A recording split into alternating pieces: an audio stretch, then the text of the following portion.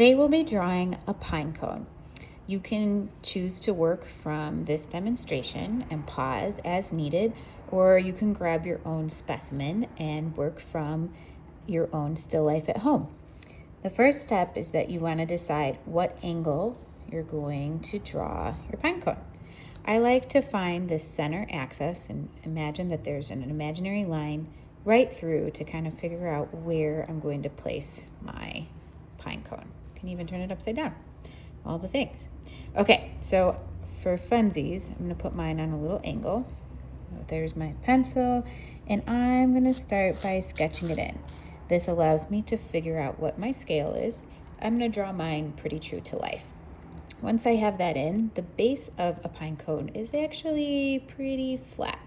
And so I'm just gonna lightly sketch in a little stopping point and create a shape to box in how my pine cone will look. And that captures a little bit of the curve that is happening down there. The next step is going to be to use your inspiration to start capturing some of these shapes.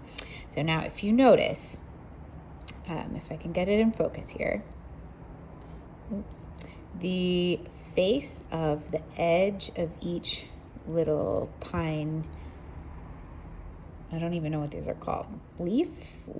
Someone smarter than me probably knows what these are called, has its own face. In some of the elements, we can see both the out-facing face of that leaf and also the structure that attaches it to the center of the pine cone. Others are straight on, and we really only see the out-facing portion. So we want to be able to capture both, and I'll show you how.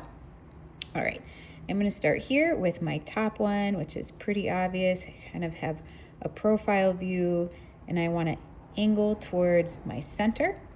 I'm going to pick another shape here. So I'm going to start with the outside edge of my face and then make it disappear. My third one, I'm going to kind of sketch in the overlap of that face, and it comes down kind of like I'm creating a triangle, but not quite a full point. From there, you can find the angles of your faces. And again, I'm just going to connect it to my center. The best part of nature is that it's irregular and unique. And so even if you don't have everyone positioned exactly as it exists, you can still create a believable looking pine cone and continue practicing your observation from life. This is a great skill to build because it really helps your plein air drawing or painting skills to practice how much information you can capture when you're drawing from a still life. Okay, and now as we come closer to the midsection, I start to see less and less of an extreme angle of that connecting point.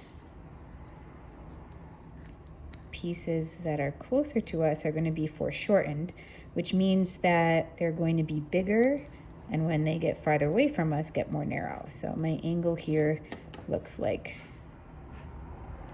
this kind of, if you remember the Star Wars text on the screen from back in the day, zooming back at an extreme angle into the distance, it gives us a sense that it is disappearing. Whereas in this next tier, right here, I can see more of those shapes. And if you notice, they are getting bigger as we move away from the top.